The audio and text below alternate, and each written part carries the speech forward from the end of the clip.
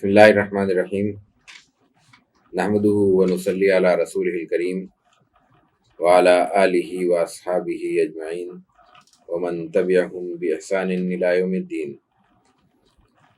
سلسلہ دروس سیرت کی آج یہ 12ویں نشست ہے۔ عہد مدنی کا آغاز ہم گزشتہ نشست میں کر چکے ہیں۔ مدینہ منورہ تشریف لانے کے بعد جناب رسول اللہ صلی اللہ علیہ وسلم نے جو بنیادی ابتدائی اور تاسیسی اقدامات کیے، ان میں ایک مواخات کا عمل ہے۔ مواخات کہتے ہیں بھائی چارے کو، باہم لوگوں کو بھائی چارے میں، بھائی چارے کے رشتے میں پرو دینا۔ یہ عمل رسول اللہ صلی اللہ علیہ وسلم نے 2 بار فرمایا، ایک مکی عہد میں اور ایک ہجرت کے بعد مدینہ منورہ میں۔ دونوں بار ان کا بنیادی مقصد تو ایک ہی تھا، لیکن اس کے دیگر اہم ترین مقاصد کے ساتھ ساتھ اس کے طریقہ کار میں ذرا فرق تھا۔ مدینہ منورہ میں مواخات کا عمل ایک مہاجر اور ایک انصاری صحابی کے درمیان ہوا، لیکن مکہ مکرمہ میں تو صرف مکی حضرات تھے جو کلمہ توحید لا الہ الا اللہ محمد رسول اللہ پڑھ کر دامن رحمت سے رسول اللہ صلی اللہ علیہ وسلم کے دامن سے وابستہ ہو رہے تھے۔ ان میں مختلف نوعیتوں کے مسائل تھے۔ ان مسائل کو حل کرنے کے لیے آپ علیہ الصلوۃ والتسلیم نے مکی عہد میں مختلف صحابہ کے مابین مواخات کروائی۔ اس کی تفصیلات کتب سیرت میں موجود ہیں، لیکن عام طور پر سیرت نگاروں کے ہاں اس کا ذکر خاص طور پر اردو میں کم ملتا ہے۔ مدینہ منورہ ہجرت کے بعد مسائل کچھ دوسری نوعیت کے تھے۔ ان میں خاص طور پر بعض مستقبل کی ممکنہ پیدا ہونے والی پیچیدگیوں کا ازالہ بھی مقصود تھا۔ اور قیادت کا اصل امتحان یہ نہیں ہوتا کہ میدان عمل میں موجود مسائل کو وہ حل کرے، بلکہ اس کا سب سے بڑا امتحان یہ ہوتا ہے کہ مستقبل کی پیش بینی کی صلاحیت کس قدر موجود ہے اور مستقبل میں ممکنہ طور پر پیش آنے والے حوادث سے بچنے اور اس کے لیے مستقبل کی منصوبہ بندی کرنے کی صلاحیت کس حد تک موجود ہے۔ نبی کریم علیہ الصلوۃ والتسلیم نے ان چیزوں کو بھانپا اور ان کے پیش بندی کے لیے، ان راستوں کو روکنے کے لیے، ان عوامل کو ختم کرنے کے لیے آپ علیہ الصلوۃ والتسلیم نے کچھ اقدامات کیے۔ ان میں ایک مواخات کا عمل ہے۔ مواخات میں آپ نے یہ کیا کہ ایک انصاری صحابی کو بلایا اور ایک مہاجر صحابی کو بلا کے دونوں کو کہا کہ آج سے تم بھائی ہو۔ اب زبان رسالت مآب علیہ الصلوۃ والتسلیم کی تاثیر ملاحظہ کیجئے کہ 2 مختلف تہذیبوں اور ثقافتوں کے حامل افراد، 2 مختلف قبائلی پس منظر رکھنے والے افراد، 2 مختلف جغرافیائی حقیقتوں سے وابستہ افراد ایک جملے سے رسول اللہ صلی اللہ علیہ وسلم کے ایک فرمان مبارک سے ایک ہو جاتے ہیں، اکٹھے ہو جاتے ہیں۔ اور نہ صرف یہ کہ اکٹھے ہو جاتے ہیں، بلکہ ان کا رشتہ جو کچھ روایات کی صورت میں، تفصیلات کی صورت میں ہمارے درمیان موجود ہے، وہ اس قدر پختہ ہو جاتا ہے کہ وہ سگے رشتوں سے بڑھ کر تصور کیا جاتا ہے۔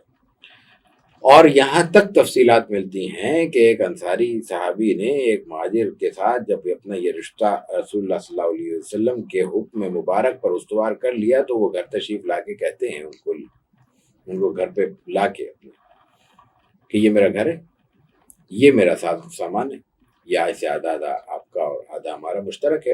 اور اگر کسی کی 2 بیویاں تھیں تو وہ کہتے ہیں کہ ان میں سے ایک آپ پسند کر لیجئے، میں اس کو طلاق دے دیتا ہوں، عدت کے بعد جو بھی طریقہ شرعی موجود ہے اس کے مطابق آپ نکاح کر لیجئے۔ یہ پیشکش ایک چند لمحوں پہلے اجنبی شخص کے لیے ایک ایسا شخص کر رہا ہے جو ویل اسٹیبلش ہے اور اس کو کوئی ایسی دقت پیش نہیں ہے جس کی مجبوری کے تحت وہ یہ حکم دے، یہ مشورہ دے، یا یہ کہ یہ عمل کرے، اور یا یہ کہ اتنا بڑا فیصلہ وہ یہ کرے اور اتنا بڑا قدم اٹھائے۔ اس کے پیچھے کیا محرکات تھے؟ سوائے ذات رسالت مآب علیہ الصلوۃ والتسلیم کے حکم اور آپ کے حکم میں موجود تاثیر کے اور کوئی بات نہیں کہی جا سکتی۔ اس کے فوائد کیا ہوئے؟ اس کے نتیجے میں سب سے پہلے تو مہاجرین کے اور انصار کے درمیان ایک معاشرتی ربط پیدا ہوا۔ یہ اس لیے ضروری تھا کہ مدینہ منورہ بھی مکہ مکرمہ کی طرح ایک قبائلی علاقہ تھا۔ قبائل میں انسان کا رشتہ صرف قبیلے تک ہوتا ہے، اور دوسرا قبیلہ بعض صورتوں میں حلیف ہوتا ہے، بعض صورتوں میں حریف ہوتا ہے، لیکن اس کے ساتھ وہ رشتہ استوار نہیں ہوتا جو ایک مسلم سوسائٹی، مسلم معاشرے کی ضرورت ہے، یا مسلم امہ کی تشکیل کے لیے جس باہمی ربط اور ضبط کی، باہمی رشتے کی، باہمی تعلق کی، باہمی انسلاک کی ضرورت ہے۔ رسول اللہ صلی اللہ علیہ وسلم نے جب اس رشتے کو قائم کیا تو سب سے پہلے تو یہ مقصد تھا۔ اس کے ساتھ ساتھ مکے سے جو لوگ مدینے آئے تھے مہاجرین، ان میں سے اکثریت ایسی تھی، زیادہ تر لوگ ایسے تھے جو اپنا سب کچھ تج کر آئے تھے، سب کچھ چھوڑ کر آئے تھے، اور یہ ایسی صورتحال بھی تھی بعض صورتوں میں کہ وہ محض ایک شخص یا دو افراد نے ہجرت کی تھی، قبیلہ مسلمان نہ ہونے کی وجہ سے پورا خاندان، قوم اور قبیلہ مکے میں رہ گیا تھا۔ اب ان حالات میں ایک تو معاشی سپورٹ ضروری ہے، لیکن صرف معاشی سپورٹ ضروری نہیں ہے، بلکہ مورل سپورٹ سب سے زیادہ اہمیت کی حامل ہے۔ انسان کے لیے اس انسانی زندگی میں سب سے اہمیت کی چیز یہ ہے کہ اس کے ساتھ انسیت رکھنے والے کچھ اور لوگ موجود ہوں۔ معاشرہ اسی انس سے پروان چڑھتا ہے، اور اسی انس سے انسان کماتا ہے۔ انسان کو اور انسانیت کو اس معاشرے میں مل جل کر رہنا ناگزیر ہے۔ اس ناگزیریت کو پورا کرنے کے لیے انسان پھر انسیت کی تلاش کرتا ہے، دوستی، محبت، تعلق، رشتے، ناطے، ان رشتوں کو نبھانا، ان رشتوں کے مسائل حل کرنا، یہ تمام کی تمام چیزیں انسان کی فطری ساخت کا حصہ ہیں، بلکہ لازمہ ہیں۔ ان تمام امور کو دیکھتے ہوئے رسول اللہ صلی اللہ علیہ وسلم نے مواخات کا عمل کیا، جس کے نتیجے میں مکے اور مدینے کے لوگ نہ صرف یہ کہ یکجان ہو گئے، بلکہ انہوں نے مل کر ایک ایسی امت کی تشکیل کی جو دنیا بھر میں اپنی آج کی بھی تمام کوتاہیوں، خامیوں اور کمزوریوں کے باوجود معاشرتی اعتبار سے ایک آئیڈیل معاشرے کی حیثیت رکھتی ہے، اور مسلمانوں کا معاشرہ آج بھی ایک سبجیکٹ کی حیثیت رکھتا ہے۔ لوگ اس پہ غور و فکر کرتے ہیں اور یہ تلاش کرنے کی کوشش کرتے ہیں کہ اتنی خرابیوں کے باوجود یہ معاشرہ زندہ کیسے ہے، اور اس معاشرے کی خوبیاں اب تک برقرار کیسے ہیں۔ آپ تصور کیجئے کہ یہ بات 1450 برس کے بعد کہی جا رہی ہے۔ نبی کریم علیہ الصلوۃ والتسلیم نے جب یہ عمل کیا ہے، اس کو 1400 برس سے زیادہ کا وقت گزر چکا ہے، اور اس کی خوبیاں آج بھی ہم اپنی آنکھوں سے، جیتی جاگتی آنکھوں سے ملاحظہ کر رہے ہیں۔ یہ مواخات کا معاملہ تھا۔ مواخات کے بعد رسول اللہ صلی اللہ علیہ وسلم نے مدنی زندگی میں اپنی سرگرمیوں کا جو آغاز تھا اس کو مزید وسعت عطا کی، اور اس کے نتیجے میں بہت سے چیلنجز بھی ہمارے سامنے نظر آتے ہیں۔ یہاں رک کر ایک مالی اعتبار سے ایک واقعے کا ذکر کرنا اور اس سے حاصل ہونے والے سبق کو تازہ کرنا ہمارے لیے بہت ضروری ہے۔ رسول اللہ صلی اللہ علیہ وسلم کو اسی وقت، اسی عہد میں، مدینہ منورہ ہجرت کے بعد ایک شخص ہیں، تاریخ میں ان کا نام مخیرق ہے، یہ یہودی الاصل ہیں۔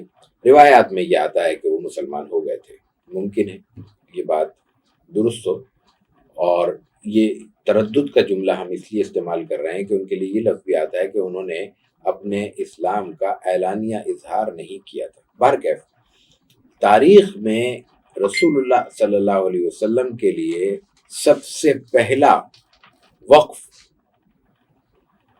مخیرق کی طرف سے ہمیں ملتا ہے۔ انہوں نے رسول اللہ صلی اللہ علیہ وسلم کو ایک باغ وقف کیا، اور یہ کہا، وصیت کے طور پہ اپنے اعزاء کے سامنے یہ بات رکھی کہ رسول اللہ صلی اللہ علیہ وسلم کو اس کا یہ ہدیہ کر دیا جائے، اور اس کو اس کے حوالے سے مطلع کر دیا جائے، اور اس کے بعد وہ رخصت ہو گئے، ان کا وقت پورا ہو چکا تھا۔ یہ رسول اللہ صلی اللہ علیہ وسلم کے لیے اور آپ کی جانب سے امت کے لیے پہلا وقف تھا۔ انہوں نے تو حضور کو عطا کیا تھا، آپ نے اس کی آمدنی کو ناداروں، ضرورت مندوں، خاص طور سے صفہ کا ذکر آ چکا ہے، ان کے لیے اس کو آمدنی کو آپ استعمال فرماتے تھے، اور بھی مواقع پہ جب ضرورت پیش آتی تھی آپ علیہ الصلوۃ والتسلیم اس آمدنی سے ان ضرورتوں کی تکمیل کیا کرتے تھے۔ یہ ایک وقت تھا۔ اس کے بعد حضرت عمر فاروق رضی اللہ تعالیٰ عنہ کی طرف سے بھی ایک وقت کا ذکر ملتا ہے کہ انہوں نے کچھ آمدنی وقف کی اپنی۔ یہاں ایک وقف کا ذکر اور ہمیں کرنا ہے۔ رسول اللہ صلی اللہ علیہ وسلم سے ایک صحابی نے پوچھا کہ میں کچھ چیزیں وقف کرنا چاہتا ہوں، تو آپ نے ایک بڑی عجیب اور ایک بڑی حکمت سے پر ان کو ترکیب عطا کی۔ آپ نے کہا کہ اس کی اپنی ملکیت اپنے پاس رکھیے اور اس کی آمدنی کو وقف کر دیں۔ کوئی بھی پلاٹ مکان کی صورت میں، کسی بلڈنگ کی صورت میں، کسی کمرشل کسی استعمال کی ضرورت کی چیز کی صورت میں، بازار کی صورت میں اگر کسی کی ملکیت میں ہے اور وہ اس کی ضرورت سے زیادہ ہے، وہ محسوس کرتا ہے کہ اس کو میں کار خیر میں صرف کر سکتا ہوں، تو ایک صورت تو یہ ہے کہ وہ یکمشت اس کو فروخت کر دے، یا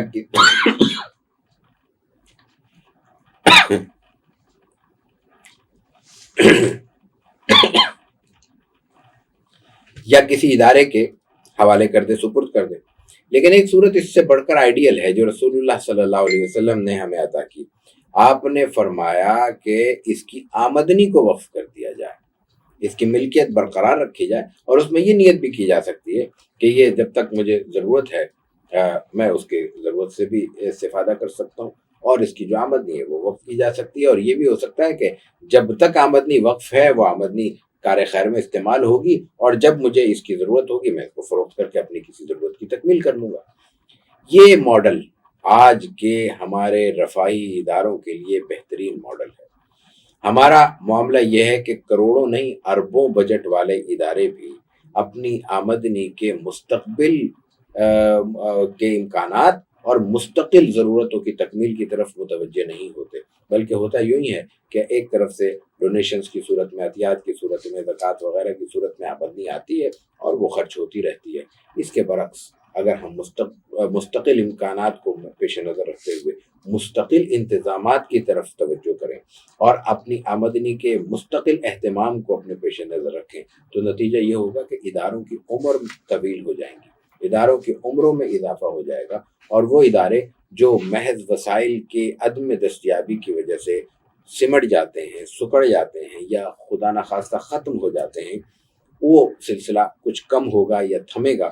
اس کے برعکس اداروں کی عمر بڑھے گی، اور عمر بڑھنے کا مفہوم یہ ہوتا ہے کہ ان کے کام میں بھی ایک استحکام آتا ہے، ان کی تاریخ بھی مرتب ہوتی ہے، اور ان کے ذریعے پھیلنے والے خیر کو بھی استحکام ملتا ہے، اور خیر کا دائرہ بھی وسیع ہوتا ہے۔ یہ ایک نکتہ تھا جو ہمارے پیش نظر رہنا چاہیے، جس کی طرف ہم نے یہاں پہ توجہ مبذول کرانے کی کوشش کی ہے۔ نبی کریم علیہ الصلوۃ والتسلیم جب مدینہ منورہ تشریف لاتے ہیں تو بظاہر ہمیں یہ محسوس ہوتا ہے، یا یہ کہ تصور کیا جانا چاہیے کہ مکے کے قریش مکہ کی جانب سے موجود سخت ترین پرتشدد حالات سے انہیں ایک راہ عاطفت یا ایک سکون کا مقام میسر آیا ہوگا۔ حقیقت میں ایسا نہیں ہے۔ چیلنجز کی نوعیت تبدیل ہوئی، لیکن چیلنجز نہ صرف یہ کہ برقرار رہے، بلکہ بعض حوالوں سے دیکھا جائے تو مکے کی بنسبت مدینہ منورہ میں چیلنجز زیادہ سخت محسوس ہوتے ہیں۔ اور اگر رسول اللہ صلی اللہ علیہ وسلم کی وہاں کی مختصر سی 10 برس کی عمر کو دیکھیں، زندگی کو دیکھیں، آپ کی حیات طیبہ کو دیکھیں، تو محسوس ہوتا ہے کہ لمحے لمحے آپ کسی نہ کسی چیلنج سے دوچار ہیں، اور ہر لمحے آپ کے سامنے کوئی مشکل اپنی پوری شدت کے ساتھ، اپنی پوری قوت کے ساتھ موجود ہے، آپ اس کے حل میں مصروف عمل ہیں۔ آپ کو جو سب سے بڑا چیلنج درپیش ہوا وہ یہ ہے کہ مکے والوں نے نہ صرف یہ کہ اس وقت قبول نہیں کیا تھا، بلکہ آپ کی ہجرت کو بھی قبول نہیں کیا، آپ کے مدینہ طیبہ آنے کو بھی قبول نہیں کیا، اور ان کا ہدف یہی تھا کہ اب چونکہ یہ وہاں سے آ چکے ہیں، اب ان کو یہاں پہ ڈسٹرب کیا جائے، ان کو یہاں تنگ کیا جائے، اور کوشش کی جائے کہ ان کا وجود یہاں بھی ختم ہو جائے۔ اس کے لیے ان کی جانب سے تواتر کے ساتھ مسائل پیش آتے ہیں، اور ان مسائل میں جو سب سے اہم معاملہ ہے وہ یہ ہے کہ ان کی طرف سے لڑائی کے خدشات اب بڑھتے جاتے ہیں۔ مکی زندگی میں اللہ کی جانب سے رسول اللہ صلی اللہ علیہ وسلم کو لڑنے کا حکم نہیں تھا، لڑنے کی اجازت نہیں تھی۔ مکی عہد گزرتے ہی، مدینہ منورہ آتے ہی آپ علیہ الصلوۃ والتسلیم کو جہاد کی اجازت مل گئی، اور قرآن کریم میں یہ کہہ دیا کہ اذن للذین یقاتلون بانہم ظلموا، جو لوگ مظلوم ہیں، جن پر ظلم و تشدد کیا گیا ہے، ان کو مقابلے کی اجازت دی جاتی ہے، ان کو مقابلے میں ہتھیار اٹھانے کی اجازت دی جاتی ہے۔ یہ تو ایک معاملہ ہوا۔ قرآن حکیم میں دوسری جگہ پہ اس کے لیے ایک اور تعبیر اختیار کی گئی ہے۔ قرآن یہ کہتا ہے کہ اگر ان کو یا مختلف مذاہب کے ماننے والوں کے لیے، قرآن حکیم نے اپنے دور میں جب جو بھی اللہ کی طرف سے مختلف انبیاء کرام رہے ہیں، ان تمام کی تاریخ کا ایک اشارہ کرتے ہوئے قرآن یہ کہتا ہے کہ اگر یہ اجازت کسی بھی دور میں نہ ہوتی کہ تلوار اٹھائی جا سکتی ہے، مقابل آنے والے کا مقابلہ کیا جا سکتا ہے، اور اس کی قوت کا جواب قوت سے دیا جا سکتا ہے، تو پھر کیا ہوتا کہ لوگوں کی عبادت گاہیں منہدم ہو جاتی اور کہیں کوئی اللہ کے نام لینے کی جگہ برقرار نہ رہتی، نہ گرجے بچتے، نہ معبد بچتے، نہ مساجد بچتی۔ یہ قرآن کی جو تعبیر ہے، یہ اسلام کے فلسفہ جہاد کی پوری منظر کشی کرتی ہے۔ جہاد فرض ہوتا ہے، لیکن لفظ جہاد کے ساتھ فرض ہوتا ہے۔ قریش لڑنے بھڑنے والے لوگ تھے، عرب لڑائی کی شناخت تھی اور لڑائی ان کی شناخت تھی، لیکن رسول اللہ صلی اللہ علیہ وسلم کی برکت سے لڑائی کو اور جنگ کو اللہ تعالیٰ نے جہاد کی برکتوں میں تبدیل کیا۔ لڑائی اور جہاد میں کیا فرق ہے؟ لڑائی محض لڑائی ہے۔ ہم ایک نشست میں یہ عرض کر چکے ہیں کہ عربوں کا تو مقولہ یہ تھا کہ اب ہمیں اگر کوئی لڑنے کے لیے دشمن میسر نہ ہو تو اپنے چچا زاد بھائیوں پہ غارت ڈال دیتے ہیں۔ وہاں مقصود تھی لڑائی، یہاں مقصود لڑائی نہیں ہے۔ لڑائی یہاں پہ ایک ضرورت ہے، اور وہ ضرورت کیا ہے؟ وہ ضرورت یہ ہے کہ انسانیت کو پیش آنے والے خطرات اور انسانیت کے راستے میں کھڑی ہونے والی رکاوٹوں کو عبور کرنا، ان رکاوٹوں کو توڑ کر ختم کر دینا، تاکہ انسانیت اپنی زندگی سکون اور اطمینان سے گزار سکے۔ اسی لیے یہ بات بڑے وثوق کے ساتھ، وضاحت کے ساتھ فقہاء کرام نے لکھی ہے اور تحریروں میں موجود ہے کہ اگر کسی معاشرے میں مسلمانوں کو کسی حوالے سے کوئی چیلنج نہیں ہے، وہ اپنی عبادت بھی کر سکتے ہیں، وہ اپنے معاشرت بھی برقرار رکھ سکتے ہیں، وہ اپنی معیشت بھی برقرار رکھ سکتے ہیں، اور کہیں اور اس سے بڑھ کر وہ اللہ کا پیغام بھی اللہ کی مخلوق تک آسانی کے ساتھ، سہولت کے ساتھ پہنچا سکتے ہیں، تو پھر ظاہر ہے کہ ان کو لڑنے کی ضرورت نہیں۔ لیکن اگر ان کے ساتھ چیلنجز ہوں، اگر ان کی اپنی بقا و سالمیت خطرے میں ہو، تو پھر نہ صرف یہ کہ وہ تلوار اٹھائیں گے، بلکہ تلوار اٹھانے کے لیے جو اقدامی عمل ہے اس کی بھی ان کو اجازت ہے۔ صرف دفاع کے لیے تلوار اٹھانا کوئی مقصد نہیں ہے۔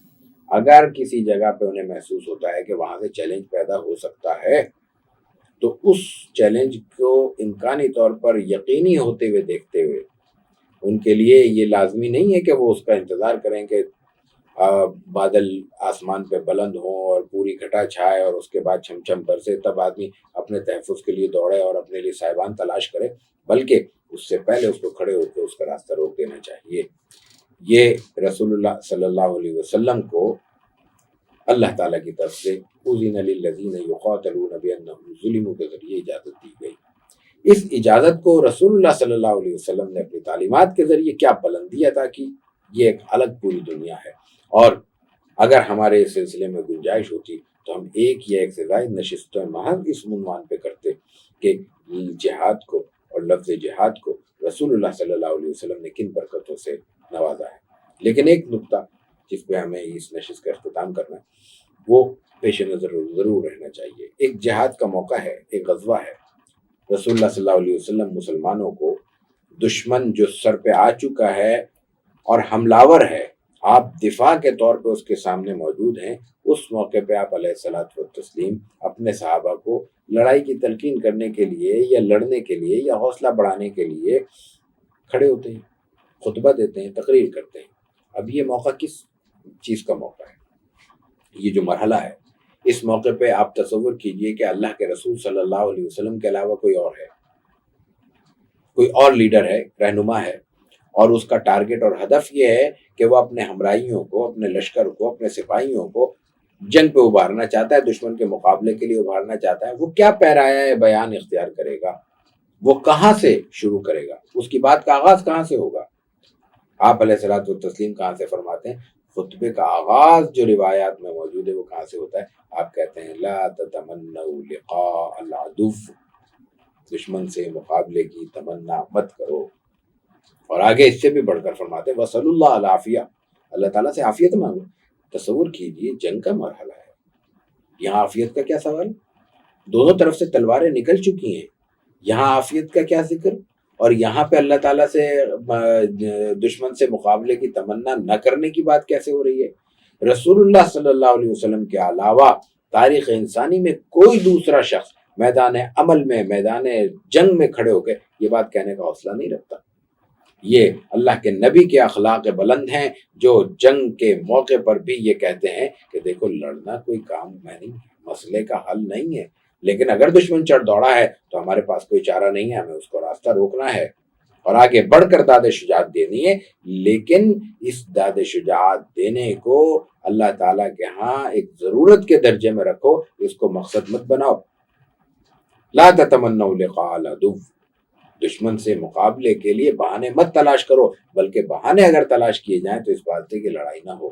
لیکن بہانے سے مراد یہاں راہ فرار نہیں ہے.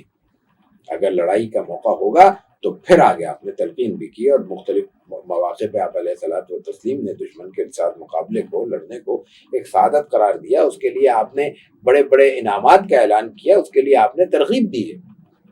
لیکن اس ترغیب کو اس کا دائرے میں رکھتے ہوئے اگر ہم اس سے سبق حاصل کرنے کی کوشش کریں تو یہ ہے کہ امکانی طور پر آخری حد تک جا کے ہمیں لڑائی کو ٹالنا ہے، اور جب ناگزیر ہو جائے تو اگلی صفوں میں کھڑے ہو کے ہم نے مقابلہ کرنا ہے. رسول اللہ صلی اللہ علیہ وسلم نے اس کے ساتھ مزید احکامات بھی عطا فرمائے، مزید ہدایات بھی فرمائیں. اور وہ تاریخ انسانی میں پہلی بار جناب رسول اللہ صلی اللہ علیہ وسلم نے انسانیت کو ہدیہ کی اور عطیہ کی. آپ نے کہا کہ نہ لڑنے والوں سے نہیں لڑو، کوئی بھی شخص زبردستی لایا گیا ہے اس سے نہیں لڑا جائے گا. کوئی بھی شخص عبادت گزار ہے، وہ اپنی عبادت میں مصروف ہے، اس سے نہیں لڑا جائے گا. کوئی بچہ ہے اور وہ میدان عمل میں ساتھ تو موجود ہے لیکن لڑنے کی صلاحیت نہیں رکھتا، چھوٹا ہے، اس سے نہیں لڑا جائے گا. کوئی خاتون ہے، وہ لڑنے کے لیے نہیں آئی، وہ بے شک حوصلہ افزائی کرنے کے لیے آئی، اس سے نہیں لڑا جائے گا. ہر اس شخص کو اس معاملے میں ایگزمپشن حاصل ہے من جانب اللہ اور رسول اللہ صلی اللہ علیہ وسلم کی طرف سے، جو لڑنے والے نہیں ہیں یا کسی بھی صورت میں کمزور طبقات شمار ہوتے ہیں، ضعیف ہیں، خواتین ہیں، بچے ہیں، عبادت گزار لوگ ہیں، اپنے اپنے مذہب پہ ماننے والے راہب اور وغیرہ، وہ مذہب کے جنگ کے معاملے میں اسلام کی جانب سے ایگزمپٹڈ ہیں. ان کے ساتھ لڑائی نہیں ہوگی، ان کے سامنے تلوار نہیں اٹھائی جائے گی. یہ رسول اللہ صلی اللہ علیہ وسلم نے وہ ہدایات دی جن کی برکت سے جنگ جیسا ایک عمل جہاد کی برکتوں میں تبدیل ہوا. اگر اللہ تعالیٰ ہمیں توفیق دے کہ ہم اس عمل کی حقیقت کو پا سکیں، اس کے دائرے کو سمجھ سکیں، اس کی ضرورتوں کا احساس کر سکیں اور اس کی وسعتوں کو اپنی زندگی کا حصہ بناتے ہوئے اپنے جان و مال سے اللہ کے راستے میں لڑنے کا حوصلہ پیدا کر سکیں. وآخر دعوانا الحمدللہ